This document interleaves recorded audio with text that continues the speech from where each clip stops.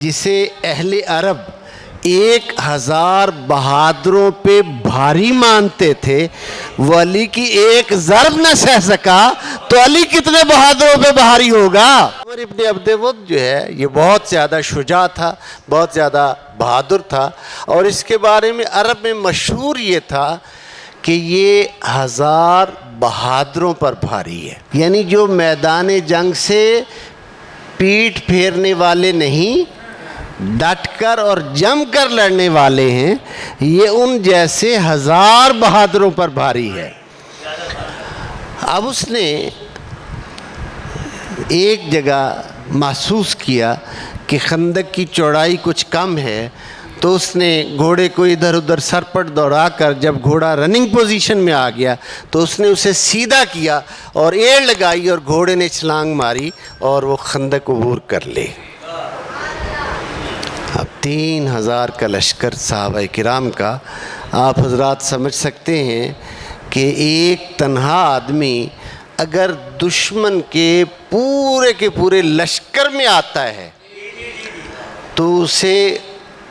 اپنی طاقت پر اتنا تو گھمنڈ ہے جو اسے ٹکنے نہیں دے رہا، اتنا تو گھمنڈ ہے، ورنہ اکیلا آدمی تو کبھی یہ جرأت نہیں کرتا نا کہ وہ دشمن کے اس طرح پورے لشکر میں آ جائے، کبھی جرأت نہیں کرتا۔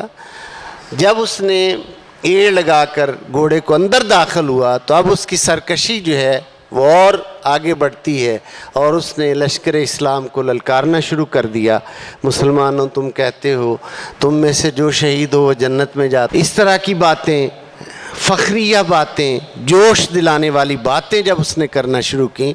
تو امیر المومنین حضرت مولا علی مرتضیٰ اٹھے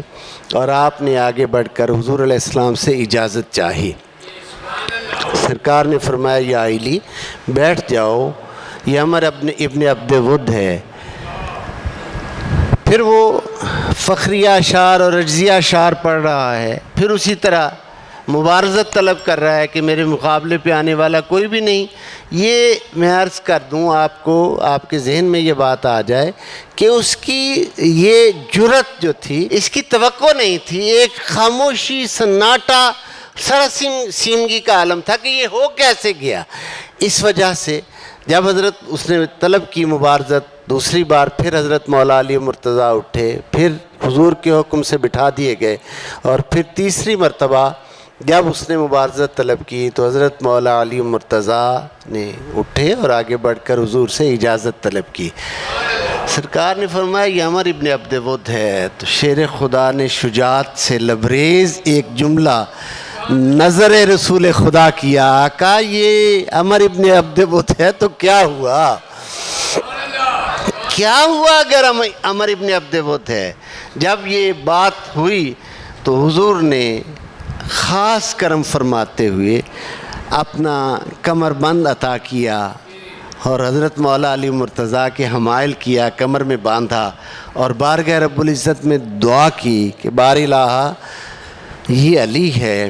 اس کی حفاظت تو فرما۔ اور جب حضرت مولا علی مرتضیٰ عمر ابن عبد ود کی طرف گھوڑے کو لے کر بڑھا کر چلے تو سرکار نے فرمایا کل ایمان کل کفر کی طرف جا رہا ہے،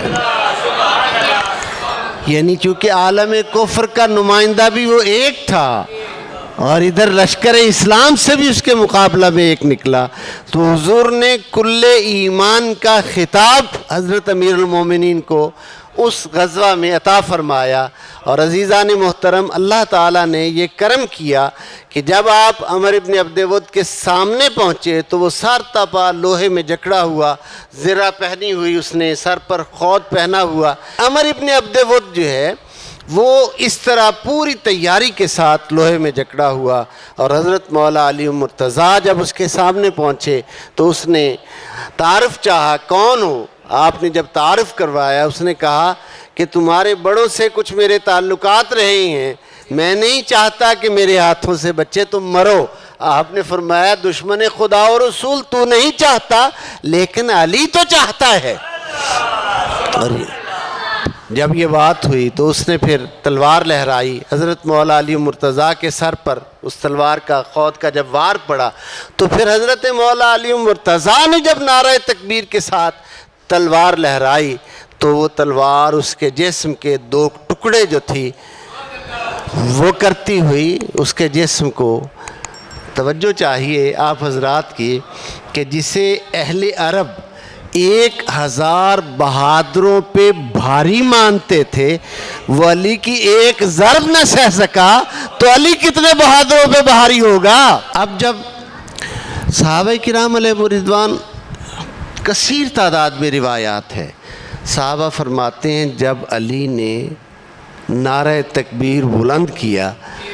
تو اس وقت ہماری وہ سناٹے اور سکتے کی کیفیت ٹوٹی۔ ہم نے دیکھا کہ علی عمر ابن عبد ود کو قتل کر کے اس کا سر کاٹ کر حضور کی بارگاہ میں لا رہے تھے۔ شاہ عبدالحق محدث دہلوی رحمۃ اللہ علیہ مدارج النبوت میں حضور کا ایک ارشاد نقل کرتے ہیں، سرکار نے فرمایا لمبارزت علی ابن ابی طالب یوم الخندق افضل من اعمال امتی الی یوم القیامہ، علی کا خندق کے دن جنگ کرنا میری قیامت تک آنے والی امت کے اعمال سے بڑھ کر ہے۔